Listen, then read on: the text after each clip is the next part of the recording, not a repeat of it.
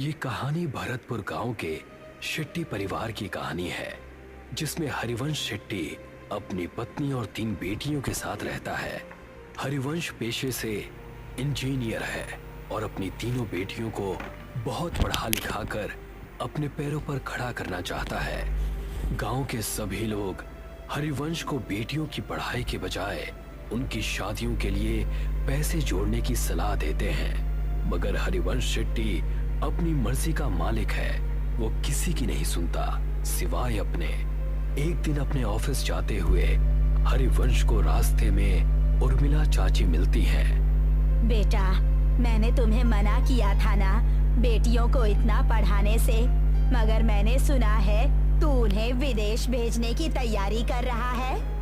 हाँ चाची, आजकल के बच्चे पढ़े लिखे होते हैं और सब अपने पैरों पर खड़े होते हैं। मैं भी अपनी बेटियों को बहुत पढ़ाना लिखाना चाहता हूँ। एक बार अपने पैरों पर खड़ी हो जाएं, उसके बाद शादी की सोचेंगे। मगर बेटा, उनकी शादी। ओफो चाची, अभी वो तीनों बहुत छोटी हैं। तुम उनकी चिंता मत करो, मैं हूँ ना, मैं सब संभाल लूंगा। इतना कहकर हरिवंश अपने ऑफिस के लिए निकल जाता है। उसके ऑफिस पहुंचते ही उसे खबर मिलती है कि गांव में भूकंप आया है और सब बर्बाद हो गया है। हरिवंश वापस घर पहुंचता है और देखता है कि उसका पूरा गांव बर्बाद हो गया है। अरे ये सब क्या हो गया? मैं तो लुट गया, बर्बाद हो गया। अब कैसे सब हो पाएगा? मेरी बेटियां कैसे विदेश जाएंगी और आगे की पढ़ाई करेंगी? अजी, नुकसान तो पूरे गांव का हुआ है, मगर भगवान की कृपा है कि हम में से किसी को कुछ नहीं हुआ। सभी लोग जल्दी से जल्दी गांव को खाली कर दो। सरकार ने कहा है यहाँ अभी और बड़े भूकंप आने वाले हैं। देखते ही देखते पूरा गांव नदी पार करने के लिए इकट्ठा हो जाता है। सभी नदी के किनारे खड़े चिट्टी का इंतजार करते हैं। वहीं हरिवंश शेट्टी का परिवार भी अपने नंबर का इंतजार करता है। हरिवंश किसी सोच में डूबा है, तभी उसके कंधे पर कोई हाथ रखता है। हरिवंश पलट कर देखता है तो वो डर जाता है। खून से लथपथ एक आदमी उससे कहता है, बहुत लंबा इंतजार करवाया है तूने, आखिरकार तू हमारी पकड़ में आ ही गया। हरिवंश उस आदमी को देखकर डर जाता है। वो आसपास देखता है, सभी लोग नॉर्मल हैं। ऐसा लगता है जैसे हरिवंश के अलावा किसी और को वो आदमी नजर ही नहीं आ रहा। कौन हो तुम और मेरा इंतजार क्यों कर रहे थे? आत्मा कुछ कहती कि तभी हरिवंश की सबसे छोटी बेटी उससे कहती है, पापा, हम कब से यहाँ इंतजार कर रहे हैं। सबका नंबर आ रहा है, मगर हमारा बोट में नंबर ही नहीं आ रहा। अब तो मुझे बहुत जोर से भूख भी लग रही है। क्या दिन देखने पड़ रहे हैं ना इंजीनियर। जब अपनों के साथ कुछ बुरा होता है ना, तो हमें कहीं चैन नहीं मिलता। सही कहा ना मैंने? मगर तुम हो कौन और मुझसे क्या चाहते हो? तभी हरिवंश की नजर नदी के बीचों बीच चल रही नाव पर पड़ती है, जहां से बहुत चीखों की आवाजें आ रही हैं। नाव नदी के बीच हिचकोले खाने लगती है।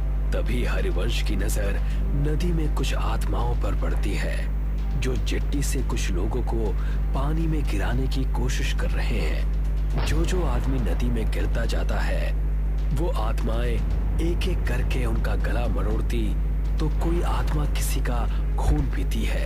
इतना भयानक मंजर देखकर हरिवंश मन है, शायद इन आत्माओं को आदमियों से प्रॉब्लम है, इसीलिए ये सिर्फ आदमियों को मार रही हैं।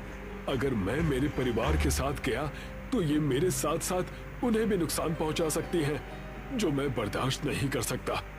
इतना सोचते हुए हरिवंश वहां से उल्टा गांव की तरफ भागना शुरू करता है और उसके परिवार वाले उसे वापस आने को कहते हैं। अरे, वहाँ कहाँ जा रहे हैं आप? गांव में खतरा है, लौट आइए। हाँ पापा, वापस आ जाइए ना प्लीज। वहाँ मत जाइए, मत जाइए ना पापा, वापस आ जाइए ना। मगर हरिवंश किसी की नहीं सुनता और गांव के अंदर भाग जाता है। वो जैसे ही गांव में जाता है वो देखता है वहां कोई नहीं है।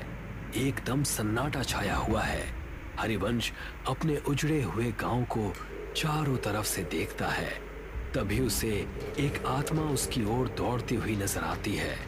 हरिवंश अपनी जान बचाकर वहां से भागता है। भागते भागते थक जाने के बाद हरिवंश एक सरकारी स्कूल की बिल्डिंग के बाहर बैठ जाता है। वहां भी उसे सब उजड़ा हुआ दिखता है। तभी दो छोटे बच्चों की आत्मा हरिवंश के पास आती है और उससे कहती है, अंकल, हम तो मासूम से बच्चे थे ना, आपने हमें क्यों मार दिया? अब आपका नंबर है। मैं इन बच्चों को क्यों मारूंगा भला? मैं खुद बेटियों का बाप हूँ। हे भगवान, ये सब क्या हो रहा है मेरे साथ? वहाँ मेरा परिवार भी अकेला है।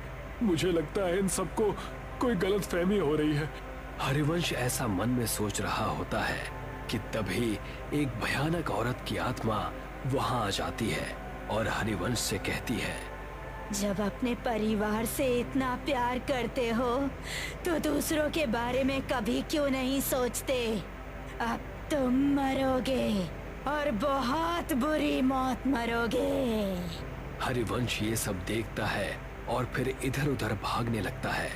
वो भागते भागते वापस नदी के किनारे आ जाता है, मगर इस बार वो देखता है कि वो जहां खड़ा है वहां कोई भी नहीं है।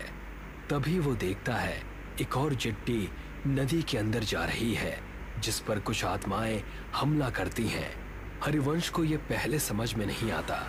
तभी वो देखता है कि गांव की तरफ से दौड़ती हुई आत्माएं हरिवंश के पास आ रही हैं।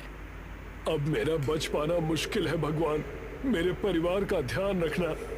तभी सामने से आती हुई आत्माएं उस पर जैसे हमला करती हैं। हरिवंश का पांव टकराता है और वो गिरते गिरते बचता है।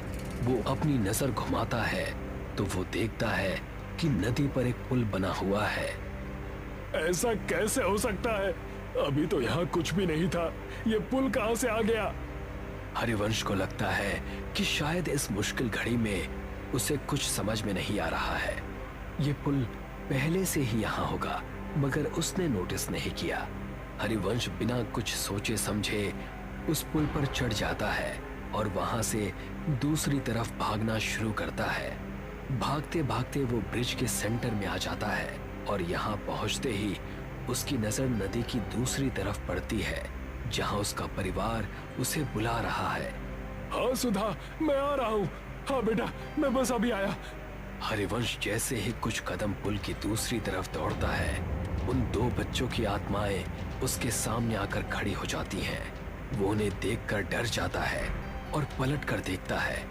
वो देखता है बहुत सारी डरावनी आत्माएं उसे घूर रही हैं।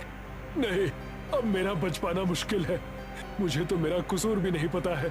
पता नहीं ये सब मेरे पीछे क्यों पड़ गए हैं। तभी उनमें से एक आदमी की आत्मा हरिवंश को कहती है, मैं इसे छोड़ूंगा नहीं। इसकी वजह से मुझसे मेरा परिवार छिन गया। इस आदमी का जिंदा रहना बहुत खतरनाक है। अगर आज हमने इसे छोड़ दिया तो ना जाने ये कितने और लोगों को मौत के घाट उतार देगा। मुझे छोड़ दो। आप सबको कोई गलतफहमी हुई है। मैंने किसी का कुछ नहीं बिगाड़ा। तभी एक दूसरी आत्मा हरिवंश के पास आती है और कहती है, हरिवंश, तुम्हें याद है जब सरकार की तरफ से तुम्हें सरकारी स्कूल बनाने का ठेका नहीं मिल रहा था तो तुमने पैसे देकर वो टेंडर अपने नाम पर ले लिया था। तुम वो 5 साल पुराने टेंडर की बात कर रहे हो? हाँ, क्योंकि मुझे वो प्रोजेक्ट किसी भी कीमत पर चाहिए था। मेरी बेटियां शहर में पढ़ने जाती हैं और वहाँ की फीस बहुत ज्यादा है। मैं गांव में रहने वाला इंजीनियर भला उनके सपनों को कैसे पूरा कर पाता? तो मैंने रिश्वत देकर वो टेंडर अपने नाम करवा लिया था। मगर किसी को इस बात से क्या प्रॉब्लम हो सकती है? हरिवंश के ऐसा कहते ही वो स्कूल के बच्चे उसके सामने आकर कहते हैं, अंकल, अगर आप वो टेंडर नहीं लेते तो आज हम जिंदा होते। इसका क्या मतलब है? इसका सिंपल सा मतलब है अंकल कि आपने बच्चों के भविष्य का ध्यान रखा। मगर गांव में रहने वाले गरीब परिवार के बच्चों का ध्यान नहीं रखा। तभी आपने टेंडर अपने नाम किया, मगर उसमें भी पैसा बचाने के चक्कर में आपने घटिया मटेरियल का यूज किया, जिसकी वजह से हमारा स्कूल बिना किसी वजह से ही टूट कर गिर गया और हम जैसे सैकड़ों बच्चों की जान चली गई। ये सुनकर हरिवंश का मुंह खुला का खुला रह जाता है। वो कुछ कहता कि तभी एक औरत हरिवंश के पास आती है और उससे कहती है, इंसान नहीं राक्षस है तू। मेरे बच्चों और मेरे पति को खा गया, अब तू मरेगा। तेरे घर वाले तेरे मरने का तमाशा देखेंगे। उन आत्माओं की भीड़ में से 2 आदमियों की आत्माएं निकलती हैं और हरिवंश को हवा में उल्टा लटका देती हैं। उल्टा लटका हरिवंश उनसे कहता है, मेरी गलती माफी लायक तो नहीं है, मगर फिर भी मैं आप सबसे हाथ जोड़कर माफी मांगता हूँ कि मेरी भूल को माफ कर दो। तभी आत्माओं की शक्ति से उल्टा लटका हरिवंश गोल गोल चक्री के जैसे घूमने लगता है। तूने कोई भूल नहीं की इंजीनियर, तूने तो सब सोच समझ कर किया है और जो तूने किया है ना, उसे पाप कहते हैं। पाप की माफी नहीं होती, उसकी सजा होती है जो अब तुझे हम देंगे। नहीं नहीं, मैंने कुछ भी जानबूझकर नहीं किया, प्लीज मुझे माफ कर दो, प्लीज जाने दो। हाँ हाँ, आज तुझे इस दुनिया से भेजने ही तो आए हैं। तू शायद भूल रहा है इंजीनियर, तूने गांव का सिर्फ वो स्कूल ही नहीं बल्कि म्यूनिसिपल का हॉस्पिटल भी बनाया था। गांव में ऐसे कई छोटे बड़े प्रोजेक्ट हैं जो तूने पूरे किए थे। और हाँ, आज जो ये तू इस ब्रिज में झूल रहा है, ये भी तो तूने ही बनाया था। तुझे अंदाजा भी है कि तेरे बनाए गए सभी प्रोजेक्ट्स का एक जैसा ही हाल हुआ है, तो तू 1-2 नहीं बल्कि हजारों मौतों का अकेला जिम्मेदार है। ये सब सुनकर हरिवंश को अपनी सारी काली करतूतें याद आ जाती हैं और वो उन सब से कहता है, हाँ, मैं सब कुछ स्वीकार करता हूँ, मैं सारी गलतियां मानता हूँ, मैं इन सब का दोषी हूँ। मगर हर माँ बाप अपने बच्चों की खुशी के लिए कुछ भी करता है, तो मैंने भी मेरे बच्चों के भविष्य के लिए ऐसा किया था। हालांकि मैं अब ये बात मानता हूँ कि मैंने जो भी किया वो सब गलत था। हरिवंश की माफी से किसी को कोई फर्क नहीं पड़ता और देखते ही देखते वो आत्माएं वहां से एक एक करके गायब होने लगती हैं।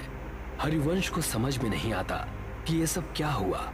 वो हवा में उल्टा लटका हुआ है, उसे पुल पर कोई नहीं दिखता, सब गायब हो जाते हैं। वहां उसके परिवार को चिट्ठी मिल जाती है। वो दूर से ही अपने परिवार को नदी की दूसरी तरफ जाते हुए देखता है। जिस ब्रिज के ऊपर वो उल्टा लटका है, वो ब्रिज भी धीरे धीरे गायब हो रहा है। हरिवंश जैसे ही खुद को खुले आसमान के नीचे नदी के बीचों बीच उल्टा लटका हुआ देखता है, वो देखता है कि उसके आसपास उसी की तरफ बाकी की आत्माएं भी उल्टी लटकी हैं। वो उन्हें देखकर डर जाता है।